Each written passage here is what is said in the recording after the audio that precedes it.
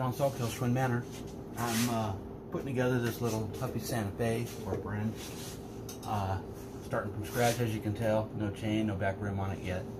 I just got a rim for the front. Made sure it was pretty much straight. It's a quick release rim. That's what they wanted, so that's what I went ahead and got for them. Again, right now what I'm doing is I just put a new tube in there, and what I'm going to do is I'm going to go ahead and add the slime. I always add slime. I usually get a regular tire for the front with slime. It doesn't handle the weight that the back tire does. And back tire I usually always get a puncture resistant, because let's face it, goat heads are everywhere in the state. Works out really well that way. I go through less tires, less tubes. But anyway, what I've got here is I've got a nifty little tool. This is like a 3 or 4-in-1 tool. Basically, it's got grooves in it in the front half to clean out your threads for your valve stem. And believe it or not, those do need to be cleaned out from time to time. It's got the sharp tool if you want to put in like a plug or something in a tube. I guess they do those in these kinds of bikes. I don't know, but that's what it's for. It's got the valve stem remover on it. And this is what I'm thinking. It's got grooves in it. I'm not sure what this. I use it just to go ahead and let the air out of the tire. This little stem right here. So basically, I've already had and put the new tube in there, and I aired it up partially to expand the tube so that I can actually get the slime in it. Now all I'm going to do is I'm just going to go ahead and let the air out.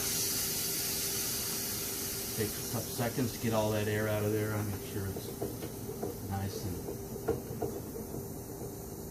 empty. I know you can, once you relieve the valve stem, it's going to do it anyway. I just do it that way. It's just the way I've always done it. You go ahead and put the groove section, the valve stem remover, as you can tell. Where's it at? There we go. The valve stem remover inside the stem. And in there, and you just twist counterclockwise.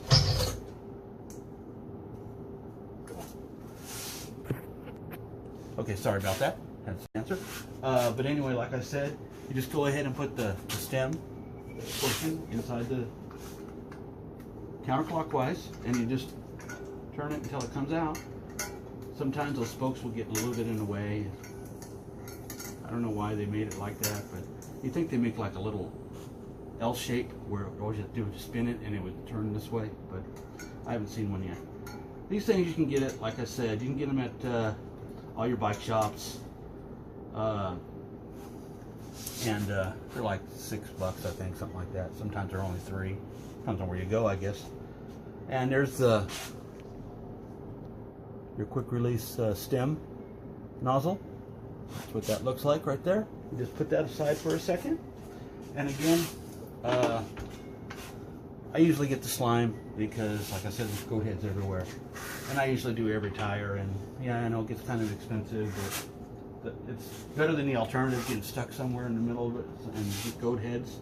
Oh, that reminds me, goat heads. I'm seeing people, just a little thing, little tip. If you get goat heads in your tires, don't pull them out. It's the worst thing you can do. Just leave them in there. I know the first thing you want to do is pull that sucker out. But with those goat heads, when you pull them out, it's going to leave a hole. And I know that this stuff works pretty good sometimes, but sometimes it won't, and it takes a while for it to set. So, what you want to do is just go ahead and leave them in there, because a lot of times when you're rolling down the road, the goat heads will go ahead and break off, and it may have a little bit of a thing in your tube, but it's better than a hole. So, and you'll never know it. It's not like the tube's alive or anything. And then again, it's got a nozzle tube. Put it in over the top of the stem.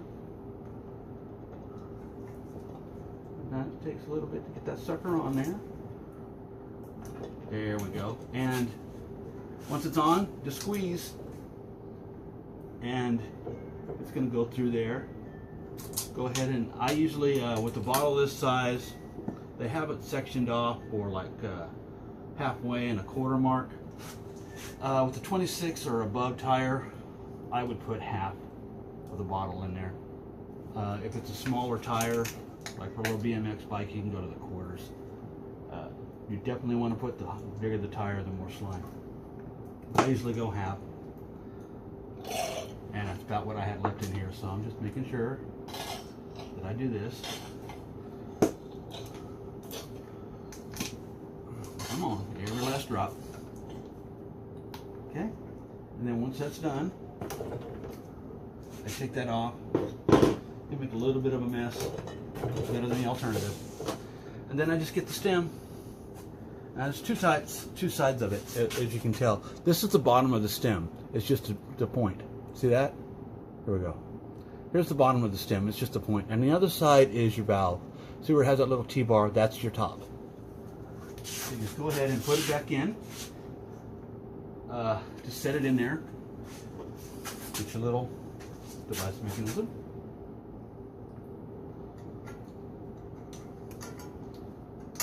And you just turn it back in there until you get it in there. Back in the day, we used to have chrome caps that had the little tips on there. I haven't seen those in a while. I'm sure they still have them. I just haven't seen them. Those are really good to have too.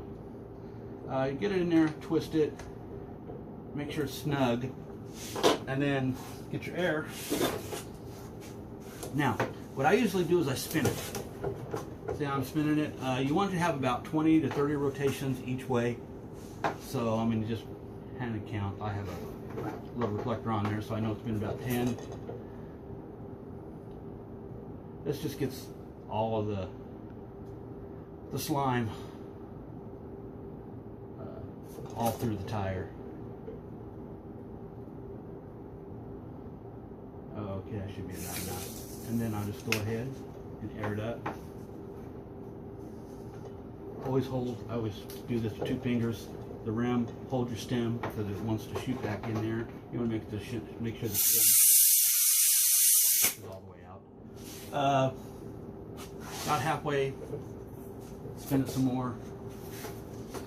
And it's about the same thing. I mean, some people will go the opposite way. You can do that too. But I usually go the same way. That way it dissipates. It goes all the way. It scatters pretty good. And then make sure that your grooves or your tire lining is all the way in. And you do it again. Until you get your desired air in your tire that you want. Always cap it. Always cap it. And that saves the damage to your stem nozzle. Okay, and that's it, pretty much. I hope you learned something. I know it's not rocket science, but some people have never had to do it before, don't know how they're doing it. So, again, that's how you put slime in a tire. Be safe, and I'll talk to you next time. Peace out.